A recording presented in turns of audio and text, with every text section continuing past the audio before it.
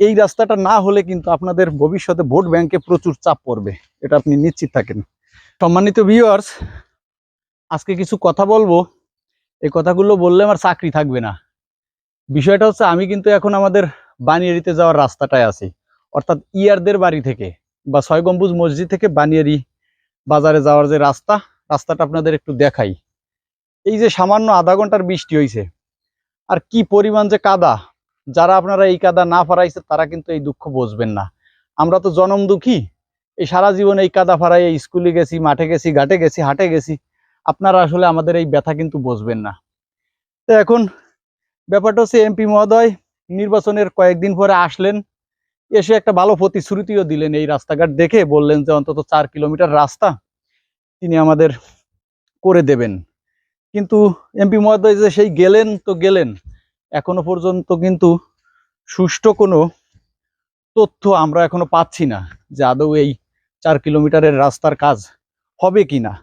যাই হোক, শেষ পর্যন্ত কর্তৃপক্ষ থেকে একটা নিউজ পাইছিলাম যে আমাদের এই ১ কিলোমিটার রাস্তা অন্তত হবে বানিয়ারি বাজার থেকে আজিজুল ভাইদের বাড়ি পর্যন্ত, ইয়ারদের বাড়িতে যেতে যে বড় ব্রিজ সেই পর্যন্ত।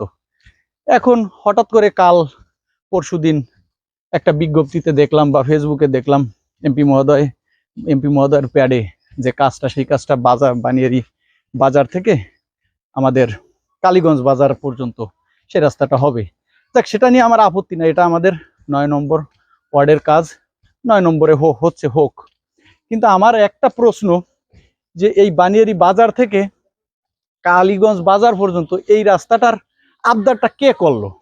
মানে আমরা তো ৯ নম্বর ওয়ার্ডবাসী, আবদার করলে তো আমরা করব বা আমরাই করছি। তা আমরা মানে ব্যাপারটা হচ্ছে যে, একটা মেয়ে আমার থেকে, মানে যারে বিয়ে করবো তার থেকে সুন্দর, আর আমি তো সেই সুন্দর মেয়ে বিয়ের কথা বলি নাই আপনারে। ওই রাস্তাটাও দরকার, আমি ওটাকে ফেলছি না, যদি ওটা হয় তাতেও খুশি। মানে ব্যাপারটা হচ্ছে, ওই রাস্তাটা যদি আরো বেশি জরুরি হয়, মানে ওইরকম মেয়েটা বেশি সুন্দরী, কিন্তু আমি তো সে বেশি সুন্দরী মেয়ে বিয়ে করতে চাই নাই, কারণ আমার সে বেশি সুন্দরী মেয়ে বিয়ে দেবেন কেন?